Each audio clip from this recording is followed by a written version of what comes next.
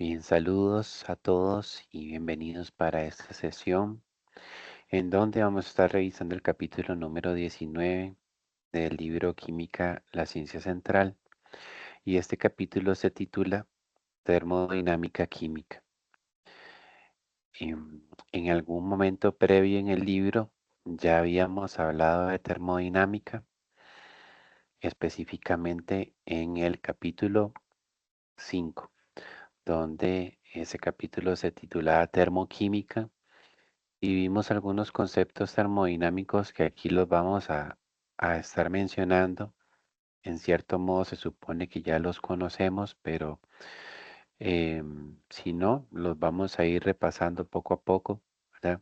Conceptos como sistema, frontera, alrededores, entalpía, energía. eh, Sabemos que el calor es una forma de energía que se mueve desde lo que está a más alta temperatura hacia lo que está a menos temperatura. Y por ahí habíamos visto la primera ley de la termodinámica que relacionaba el calor y el trabajo con el cambio de energía interna. Em, entonces, digamos que eso sí fue hace muchos capítulos atrás aquí en el libro. Y aunque este capítulo podría perfectamente considerarse como una continuación, em, en cierto modo, pues tiene cierta independencia también. Ujú. Entonces, bueno, lo primero que vamos a estar hablando acá en el capítulo es sobre lo que se conoce como procesos espontáneos. La espontaneidad es algo que en la naturaleza lo podemos observar en múltiples ejemplos. Cuando decimos que algo cuenta con espontaneidad o que un proceso es espontáneo es porque ocurre sin mayor esfuerzo. El ejemplo más sencillo sería, por ejemplo, que yo tuviera algún objeto en mi mano y lo soltara. Ujú. ¿Qué va a ocurrir sin ningún esfuerzo y de manera natural? El objeto se va a acelerar hacia abajo hasta caer en el piso. Eso es natural, eso es algo que lo llamamos aquí en termodinámica un proceso espontáneo. Los procesos inversos a los espontáneos son no espontáneos y más bien va a requerir de una energía o de algún tipo de esfuerzo extra para provocar el proceso contrario. Siguiendo ese mismo ejemplo, imaginen que más bien yo tuviera aquí mi mano suelta y que el objeto que se cayó está en el piso y que en algún modo el objeto se levante y regrese a mi mano. ¿M? Eso no es natural.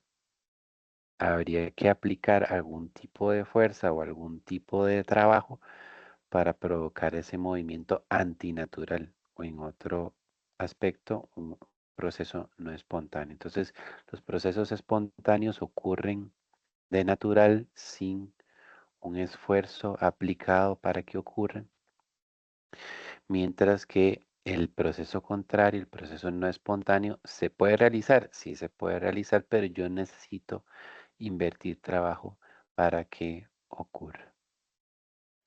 Y entonces muy relacionado con la espontaneidad está el concepto llamado entropía y la segunda ley de la termodinámica.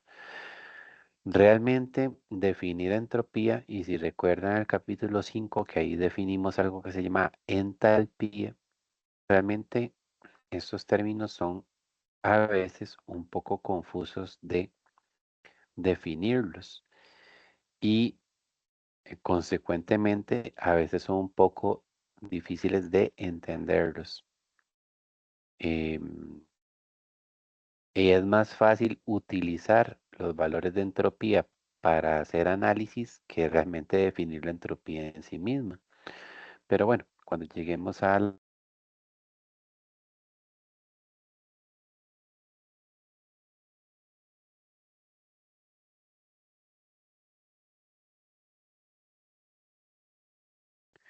Vamos a procurar definirla, poner algunos ejemplos. En sí, ella está muy relacionada con qué tan espontáneo es un proceso. Y ya vimos la primera ley de la termodinámica en el capítulo 5. Aquí vamos a estar viendo la segunda ley de la termodinámica eh, y la tercera también más adelante en este mismo capítulo. Bien, en el capítulo 19.3 ellos tratan de dar una explicación molecular a lo que entendemos por entropía. Eh, entonces, bueno, realmente ahí se habla de un pequeño concepto llamado microestados accesibles. No nos vamos a detener mucho ahí realmente, ¿verdad? Es algo que es bastante teórico, pero vamos a revisarlo, a ver qué tal. Y aquí mismo en esta parte se aprovecha para hablar de la tercera ley de la termodinámica. Bien, ya algo más práctico y numérico que nos permite entender más cosas sobre las reacciones químicas. Recuerden que aquí en esta parte realmente del curso hemos venido como añadiendo cada vez más detalles a las reacciones químicas, ¿verdad? Empezamos con cinética, que vimos los detalles de velocidad. Luego fuimos al capítulo 15 para estudiar lo que era el equilibrio, o sea, qué pasa si una reacción se reversa. Em, Después vimos algunos equilibrios especiales, como el equilibrio ácido-base o los equilibrios de disolución. Y ahora, justamente en esta sección 19.4, vamos a estar agregando un detalle más, que es que las reacciones, así como tienen un cambio de entalpía, que normalmente le llamamos calor estándar de reacción, las reacciones también tienen un cambio de entropía. Y eso nos permite también describir todavía mejor el proceso químico. Ujú.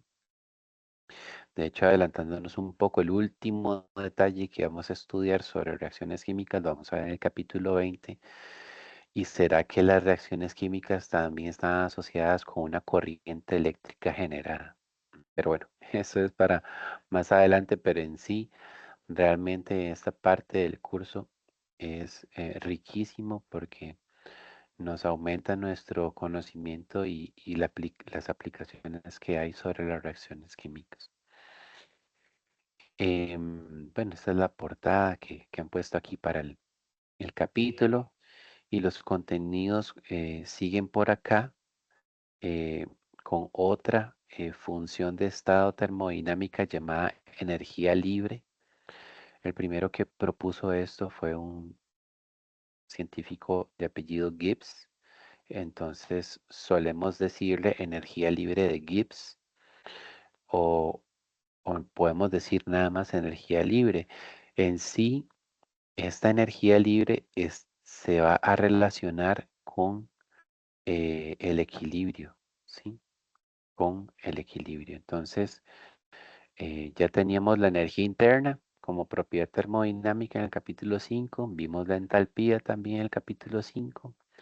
Ahora en este capítulo 19 estamos agregando la entropía y la energía libre, ¿sí? Son valores termodinámicos que se acostumbran calcular en los procesos y bueno, un proceso especial para nosotros son las reacciones químicas. Vamos a ver la relación que existe entre la energía libre y la temperatura. Es muy interesante. Esto nos va a permitir hacer un enlace entre cómo la temperatura puede afectar la espontaneidad de un proceso. O sea, ya dijimos que espontaneidad es cuando un proceso tiene la habilidad de ocurrir de forma natural en un sentido. Puede ser que en alguna otra temperatura ese proceso ya no sea espontáneo, ¿sí? Igual al revés. Podría ser que un proceso sea no espontáneo a una temperatura dada, pero no sé, elevamos la temperatura, por ejemplo, y resulta que lo que no era espontáneo ahí sí se convierte en algo que ocurre con facilidad, ¿sí? Y para cerrar el capítulo, vemos también cómo la energía libre se relaciona con la constante del equilibrio. Entonces, ya la constante del equilibrio es un parámetro que conocemos nosotros, que lo vimos cuando vimos reacciones reversibles. Y entonces vamos a ver que ya que vamos a aprender cómo calcular la energía libre, vamos a ver cómo a partir de la energía libre yo puedo calcular la constante del equilibrio. Y bueno, eso es valiosísimo porque nos permite hacer muchos más cálculos con valores que se encuentran tabulados. Y eso pues nos ahorra mucho tiempo de ir al laboratorio y hacer las cosas prácticas por nosotros mismos. Ya hay gente que ha tabulado los valores tanto de energía libre como de entropía, como de entalpías de formación, y pues es mucho más sencillo consultar la bibliografía y hacer los cálculos que ir al laboratorio y determinar estas cantidades experimentalmente. Entonces, pues como vemos, realmente es un capítulo súper interesante, muy relacionado con espontaneidad, equilibrio, y bueno, vamos a estar viendo cómo todos estos valores entonces se interrelacionan y cómo los podemos utilizar.